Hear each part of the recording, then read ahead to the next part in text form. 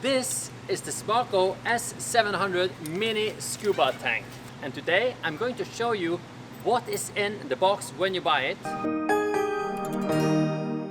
how to assemble it before you use it. It does say in the manual, but it's only written, it's no pictures or of the parts being put together.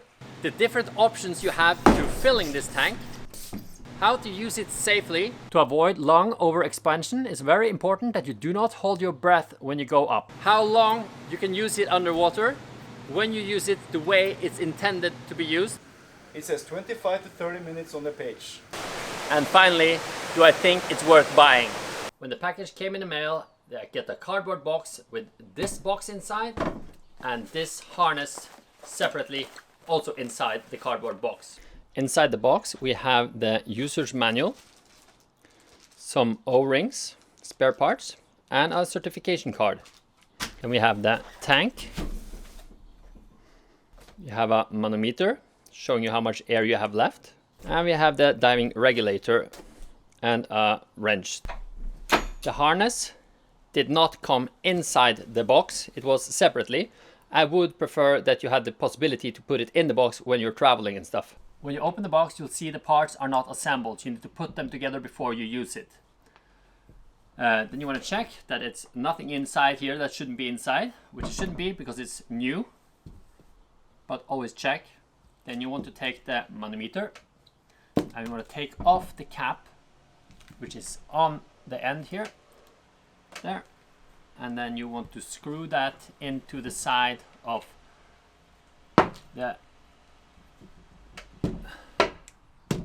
this part.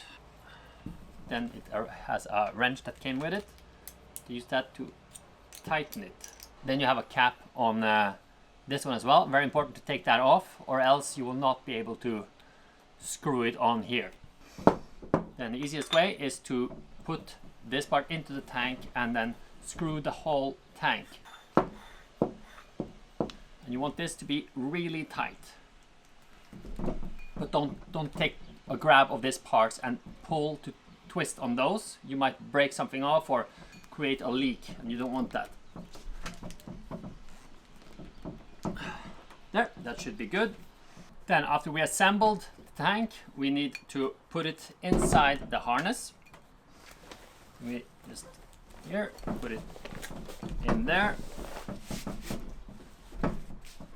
and then there is a strap around the top, the neck of the bottle. We want to put that on.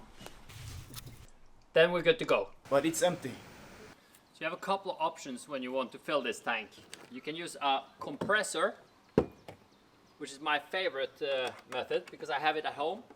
I don't have to go anywhere to do it. Just take it home, connect it, and I go do something else while it fills the tank with air. My second favorite way of filling the tank is using the adapter from their web page, and then you connect it to a scuba bottle and you just open and it refills that tank from this big tank.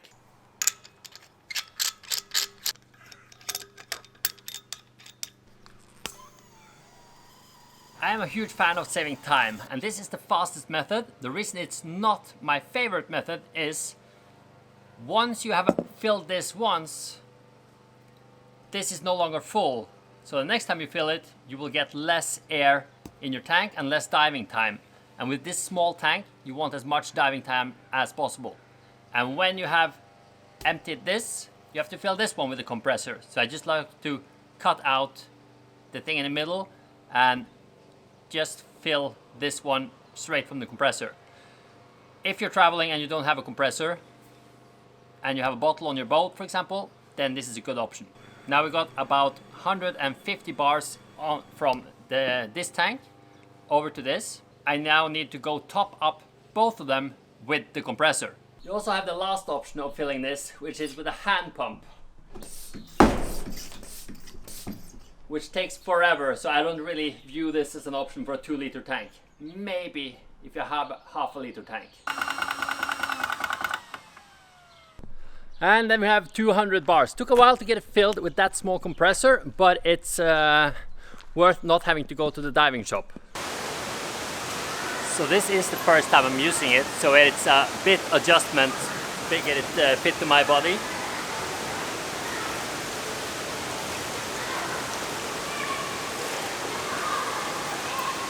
And we're good to go.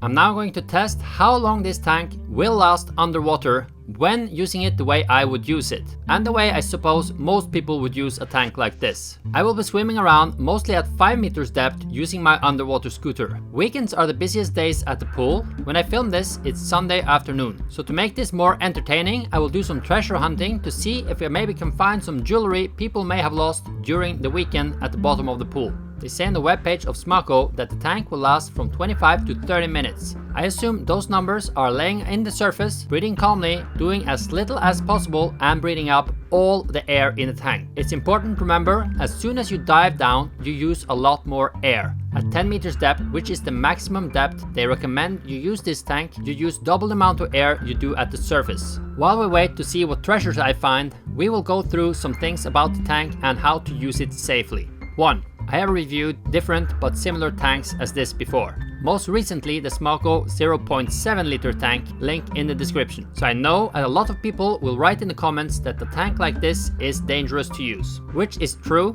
if you do not have any scuba training. But it is no more dangerous for an untrained person to use this size tank when used as instructed in the manual than it is for an untrained person to put on full diving gear and use a full-size 12 liter scuba tank.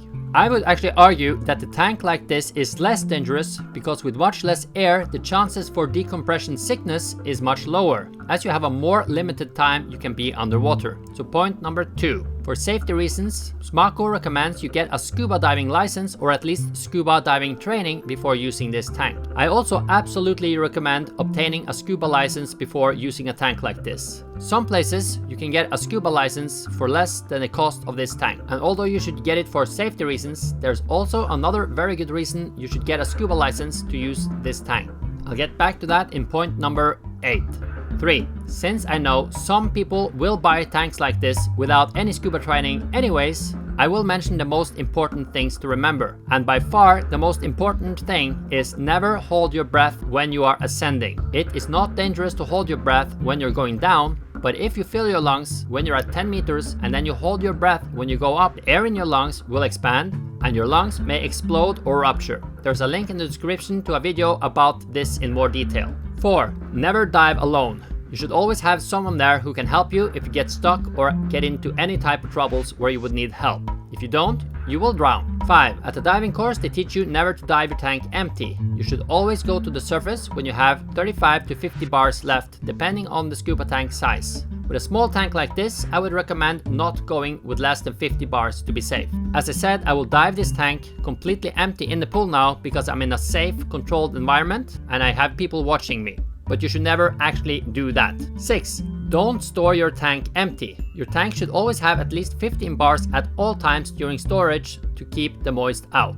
If you're storing the tank full more than 3 months, I recommend you change the air before you use it next time. So let's take a short break from explanations and let me show you what treasures I found in the pool. 1. I found a Colgate toothpaste, which I have no idea why someone would use in the pool. Then I found a wristband with some pearls. It's actually plastic, but it looks like pearls. Then I found a hairband, which you could use for magic tricks. Then I found another hairband, which you could probably also use for magic tricks. It's a very easy trick though, so it doesn't fool anyone. Then I found a small clip that is made for those coins that you get for the pool lockers. So you can clip them on your keychain. Then I found a wire clamp. That's for the lane dividers in the pool. Then I found another pearl for the ear. An ear pearl. And I found an earring, golden, plastic of course. Then I found another ear pearl, a little bit smaller. That's also plastic, not very valuable.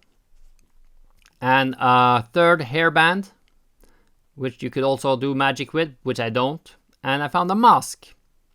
And that's about it. So we can go back to explaining while I put this in a safe place. So I can give it to the lifeguards in case someone comes and asks for it and wants it back. 7. In the manual it says do not use this tank any deeper than 10 meters when you use it as a scuba tank, and no deeper than 30 meters when used as a backup tank for scuba diving. The limit of 10 meters is for 2 reasons. The first reason is, according to the Norwegian diving and treatment tables, you can be at 9 meters as long as you want and not get decompression sickness. If you go to 12 meters, you have to be down for 160 minutes before you need a 5-minute decompression at 3 meters depth. I am not going to go too much into what decompression sickness is, other than that it's a buildup of nitrogen bubbles in the blood due to being under pressure. The longer you are under pressure and the more pressure you are under, the more nitrogen will build up in your blood. And when you ascend from a dive, you need to give the body time to get rid of the nitrogen buildup as pressure gets lower. Most organizations recommend 9 meters per minute,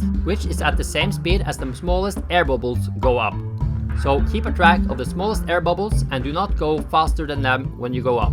At 10 meters, the pressure is double what it is at the surface. So as long as you don't go deeper than 10 meters, you for sure will be safe from diving sickness as long as you keep the ascension speed I told you. Though remember, after scuba diving, it's recommended that you do not fly.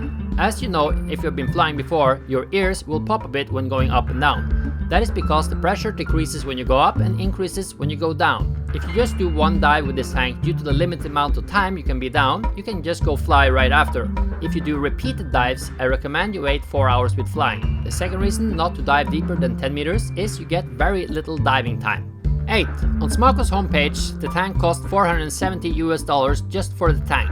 To refill the tank, you also need an adapter, and with that, it costs $500. You will need the adapter to fill it from a scuba tank, or if you bring it to a diving shop to get it filled there. Which leaves me with the second reason to get a scuba license. Most diving centers will not fill the tank for you unless you show them your scuba license, and you can't do that unless you have one. 9. If you want to avoid going to the diving shop, SMACO sells 2 different compressors on their webpage. Both cost around $550. I recommend the cheaper one, as with that one you don't need to add water every time you want to use it to avoid overheating. The cheaper one can also be used with a 12-volt battery, so you can connect it to the battery of your car, which is convenient if you're driving around, since it doesn't last that long, this tank. Though remember, that compressor can only be used for 30 minutes at a time to not overheat, and filling the 2-liter tank takes about 40 minutes with this compressor, so you need to take a 10-minute break to let it cool down, and then you can continue filling your tank. I would still go for that compressor rather than having one that needs water cooling, because that is a hassle. I have one. And the last thing I'm gonna explain about this tank is that it has a 2-year lifespan. So after 2 years, they say you can't use it anymore. Though I am not sure if you can take it to a diving service place and get it serviced and then use it more, but it says on their page and in the manual that you should not be using it for more than 2 years and then throw it away. A lot of people ask in the comments if you should use this as a freediver to get extended length of your dive. I would not recommend it for that, because when you're diving freediving, you have one thought in mind, and it's just stay, hold the breath, breathe calmly. When you're scuba diving, you have in your mind breathe all the time, and as a freediver you're used to holding the breath. So if you breathe in and then think you're gonna use more air staying down, then you might forget to breathe out when you go up and your lungs will explode. Link in the description. We're about to get the time this tank lasted in the pool, and I do want to say, even though as I expected it did not last for 30 minutes, I would recommend the tank because it's so easy and convenient to use. I will rarely pack all my scuba gear and go diving because it's such a hassle, but with a tank like this it's very easy to just throw on your back and go for a dive. You can even bring it on your scooter. So in the end, this tank lasted for 14 minutes and 45 seconds at a depth of 5 meters with me, who's pretty conservative breather. If it went deeper, it would last shorter. If it went shallower, it would last longer. I will in a later video bring all my small tanks to the pool with a person who have never dived before to test how long they will last for that person. Hope you liked this video, and let me know in the comments what you think about the length of the video, as this is much longer than the content I usually produce. Have a nice day.